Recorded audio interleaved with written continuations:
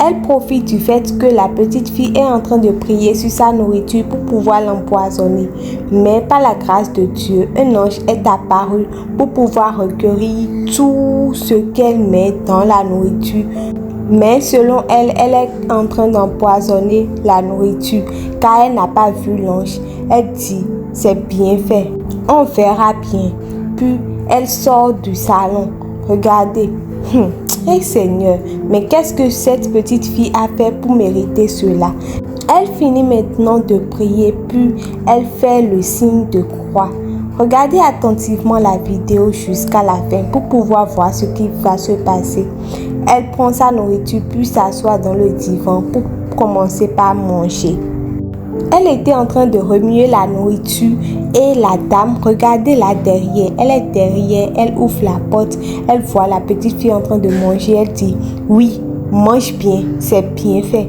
Regardez. Et tout puissant, le Seigneur est dans le camp de cette petite fille.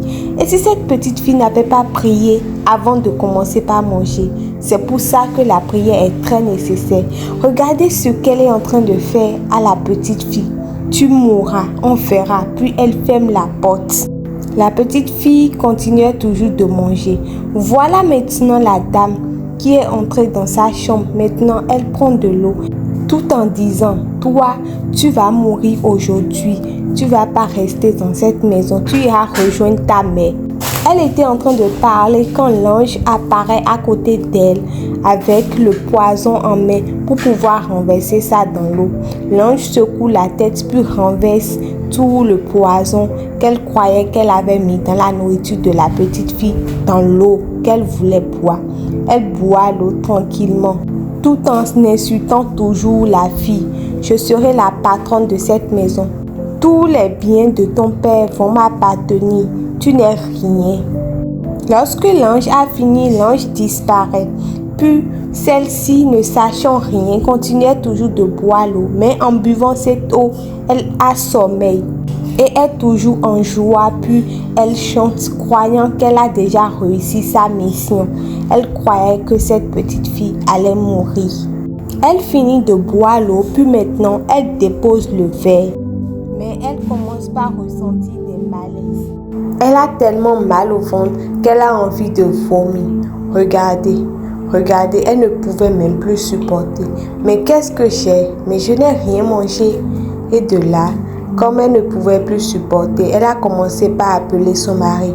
Chérie, s'il te plaît, viens à mon aide. Je t'en supplie. Regardez comment elle tire le drap tout en pleurant. Sauvez-moi, je vous en supplie, aidez-moi. Puis son mari ouvre la porte et puis la voit. Du coup, chérie, mais tu as quoi? Qu'est-ce qui se passe? Qu'est-ce qui ne va pas? Je ne sais même pas ce qui m'arrive. J'ai tellement mal au ventre. S'il te plaît, sauve-moi. Et puis le mari dit, je ne comprends plus rien. Ce sont tes menstrues ou bien c'est quoi? Elle continuait toujours de pleurer et de crier, de dire à son mari de le sauver. Subitement, l'ange apparaît. Quand elle voit l'ange, elle sursaute sur le lit. Mais c'est quoi ça, chérie? Regarde, il y a un fantôme derrière toi. Le mari étonné ne sait même plus quoi faire. Elle dit, mais chérie, regarde, ta défunte femme, elle est derrière toi. Mais le mari ne voit rien. L'ange lui dit, confesse tout ce que tu as eu à faire dans ta vie. Mais elle continuait toujours de supplier son mari de faire sortir sa défunte femme de la chambre. Mais le mari dit, mais je ne vois rien, qu'est-ce que tu racontes? Je ne vois personne là. Sois honnête et dis tout ce que tu nous as fait à moi et ma fille.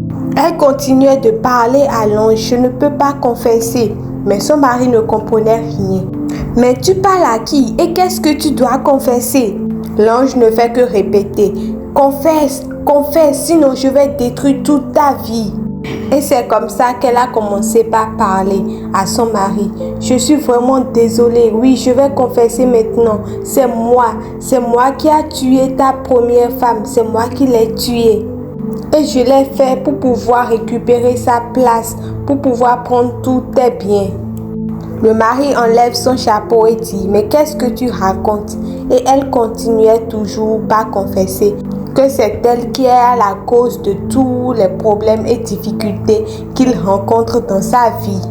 Elle était en train de parler quand subitement la petite fille ouvre la porte puis monte sur le lit. « Maman, tu as quoi ?» Quand elle voit la fille, elle a pris peur. Et l'ange, qui est la mère de la fille, commence par secouer la tête. Elle tend les bras pour que sa fille puisse venir dans ses bras, mais la fille ne la voit du tout pas. Il n'y a que la belle-mère qui voyait la mère de la fille. Regardez comment elle est en train de pleurer l'amour de sa fille. Subitement, elle disparaît. Puis, la méchante femme a pris peur. Le mari le tire par les bras, mais elle continuait de regarder toujours à gauche et à droite derrière le mari pour pouvoir voir s'il y avait toujours la mère de la fille. La fille voulait la toucher aussi. Elle avait tellement peur parce qu'elle croyait que la fille aussi était un fantôme. Elle continuait toujours d'avoir peur. De là, elle confesse qu'elle avait empoisonné la nourriture de la fille. Mais elle est étonnée de voir maintenant la fille en bonne santé. Le père de la fille amène la fille hors de la chambre pour pouvoir régler les comptes avec la belle-mère sorcière. Cette femme n'a pas du tout de cœur. Malgré tout ce que la mère de la fille lui avait fait, elle lui a tué. Elle la considère comme même sa propre sœur. Mais elle l'avait tuée pour pouvoir récupérer sa place. Et maintenant, elle veut encore tuer la fille de sa meilleure amie. Vous voyez, mais où va le monde avec toutes ces méchancetés? Mais peu importe tout ce qu'elle fera, la mère de la fille sera toujours avec la fille. Peu importe là où nous sommes, notre mère est toujours derrière nous.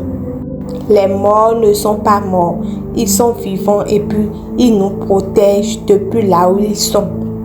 Son mari l'a fait asseoir et puis dit, donc tu es la cause de tous nos problèmes dans cette maison. Donc tu es une mauvaise femme. C'est comme ça que tu es. Je te jure que tu vas le regretter. Je vais appeler la police pour qu'on puisse t'arrêter. Prends tes bagages et sors de ma maison si tu ne veux pas avoir de problème. Tu as tué ma femme et tu veux encore tuer la seule et unique enfant que j'ai. Prends tes bagages et sors de ma maison et je ne te reverrai plus. Sinon, je vais détruire ta vie à jamais. Et c'est ainsi que le mari le renvoie de la maison. Si vous étiez à la place de cet homme, auriez-vous fait la même chose ou bien vous l'auriez pardonné?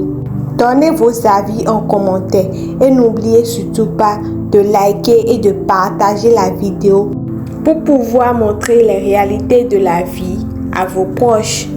Dans la vie, arrêtons de faire du mal à nos proches car tout ce que l'on fait nous rattrape toujours.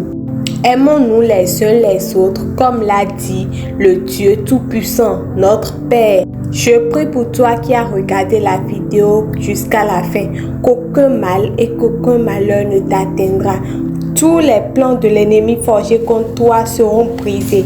Cliquez sur la cloche de notification pour ne rien manquer.